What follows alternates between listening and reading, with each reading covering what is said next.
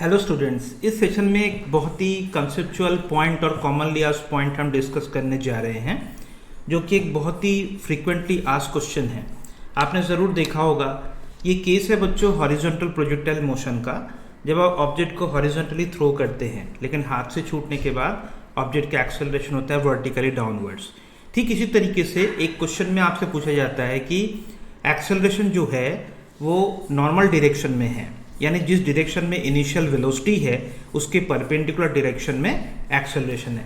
तो इस मामले में हमें पूछा जाता है कि टी टाइम के बाद यानी इंस्टेंटेनियस स्पीड इस पार्टिकल का क्या होगा। तो स्टूडेंट्स मान के चलिए यहाँ पर मैंने एक लाइन ड्रॉ कर लिया है। ये देखिए, एक येलो इंक से मैंने एक लाइन ड्रॉ कर लिया है।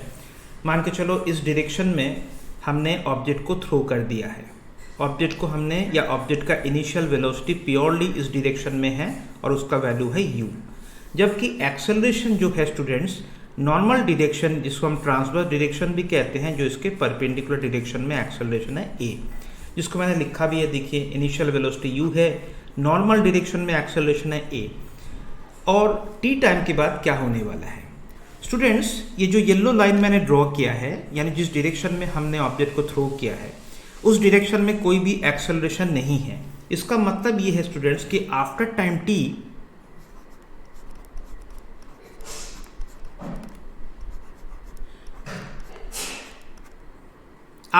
t बच्चों मान के चलो ऑब्जेक्ट यहां तक पहुंच चुका है। ओके, इसका जो वेलोसिटी इस डायरेक्शन में है, जो ओरिजिनल डायरेक्शन में है, वो तो बिल्कुल अनचेंज रहेगा, लेकिन नॉर्मल एक्सेलरेशन की वजह से परपेंडिकुलर डायरेक्शन या कह सकते हो कि नॉर्मल डायरेक्शन में यहाँ पर एक वेलोसिटी डेवलप हो जाएगा। अब इस वेलोसिटी का पूछो तो मैं ये बता सकता हूँ कि जो वेलोसिटी है टी टाइम के बाद, देखो बच्चों, नॉर्मल डायरेक्शन में इनिशियल वेलोसिटी कुछ भी नहीं था और एक्सेलरेशन a है और t है। इसका मतलब है इस डायरेक्शन में जो वेलोसिटी डेवलप हो जाएगा वो बनेगा at, है कि नहीं। सो वेलोसिटी के बन गए दो कंपोनेंट्स। हम सभी जानते हैं कि नेट वेलोसिटी या रिजल्टेंट वेलोसिटी जो है, इन दोनों का वेक्टर सम होने वाला है। तो जैसे आप पैरेललोग्राम को कंप्लीट करोगे स्टूडेंट्स, तो आपको डेफिनेटली एक रेक्टेंगल मिलने वाला है। सो देखिए, ये बनेगा, जो रेड इंक से मैं शो कर रहा हूँ, ये बनेगा रिजल्टेंट वेलोसिटी टी टाइम के बाद, या जिसे हम कहते हैं इंस्टेंटेनियस वेलोसिटी। ऑलराइट, अगर डायरेक्शन ऑफ प्रोजेक्शन को हम कहते हैं, ये मान के चलो एक्स डायरेक्शन है और एक्सेलरेशन का डायरेक्शन जो इसका नॉर्मल डायरेक्शन मान के चलो वाई है, तो स्टूडेंट्स इस मामले में आप इंस्टेंटेनियस वेलोसिटी को ऐसे पेश कर सकते हो कि v vector is equals to x component into I cap plus y component into J cap. तो यहाँ पर आपको x कंपोनेंट में सिंपली u लिखना है, जो ओरिजिनल वेलोसिटी था। उसके बाद y कंपोनेंट में आप लिखोगे at बन जाएगा कोफिशिएंट, ये बन जाएगा जे कैप। ओके, अगर आपको किसी ने पूछा कि स्पीड कितना है, तो आप समझते ही हो कि स्पीड का मतलब होता है कि मैग्नीट्यूड ऑफ इंस्टेंटेनियस वेलोसिटी। तो आपको लिखना पड़ेगा अंडर रूट ऑफ इसी वेक्टर का मैग्नीट्यूड, जो कि under root of sum of the squares of the individual component, यानी बच्चों u स्क्वायर प्लस at का होल स्क्वायर, या कह सकते हो कि a square t square. Okay, तो ये पर्टिकुलर आप क्वेश्चन याद रखना। और कई बार क्या होता है, आपको एंगल भी पूछा जाता है कि इंस्टेंटेनियस टी टाइम के बाद इसका एंगल क्या होगा वेलोसिटी का। तो सपोज करो बच्चों, ओरिजिनल डायरेक्शन के रिस्पेक्ट में ये एंगल मैंने लिख दिया थीटा। अब इस ट्रायंगल में फोकस करो जिसके पास बेस और हाइट हमें मालूम है। लॉन्गिट्यूडनल यानी हॉरिजॉन्टल कंपोनेंट या एक्स डायरेक्शन में कह सकते हो कि ये बन गया u, और जो वर्टिकल कंपोनेंट यानी वाई डायरेक्शन में जो वेलोसिटी है वो हमें पता है, वो बन गया है टी टाइम के बाद at। सो इस वजह से जो रिजल्टेंट वेलोसिटी है वो इनिशियल डायरेक्शन के साथ कुछ ऑब्लिक यानी थीटा एंगल पर है कि नहीं स्टूडेंट्स।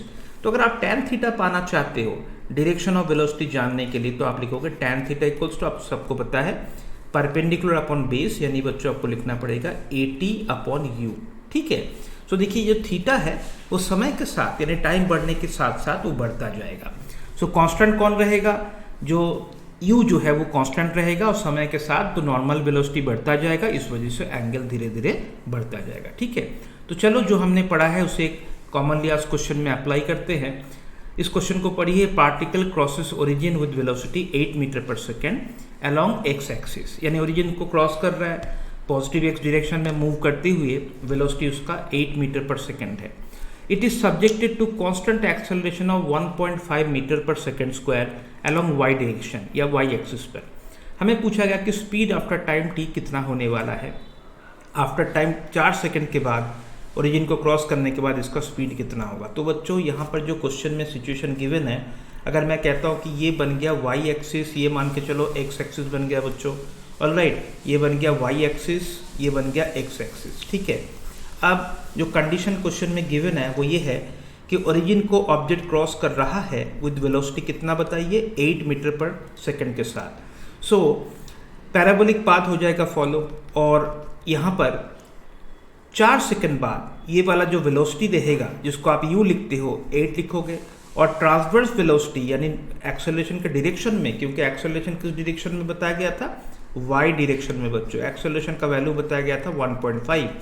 तो देखिए इस डायरेक्शन में 4 सेकंड बाद हम लिखेंगे a इंटू टाइम को 4 लिख लीजिए, तो ये बनेगा 6। ओके, सो या तो डायरेक्टली फॉर्मूला में आप अप्लाई कर सकते हो कि स्पीड आफ्टर टाइम t हम जानते हैं basic formula under root of क्या बताइए, initial velocity square plus at का होल स्क्वायर। तो इस पर्टिकुलर केस में आपको मिल जाएगा अंडर रूट ऑफ 8 का स्क्वायर प्लस 80 मतलब 6 का होल स्क्वायर। सो नतीजा मिलेगा आपको 10 मीटर पर सेकेंड। सो बच्चों स्पीड बन जाएगा 10 मीटर पर सेकेंड। तो सेकंड ऑप्शन जो होगा वो इस क्वेश्चन का बिल्कुल सही जवाब होना चाहिए।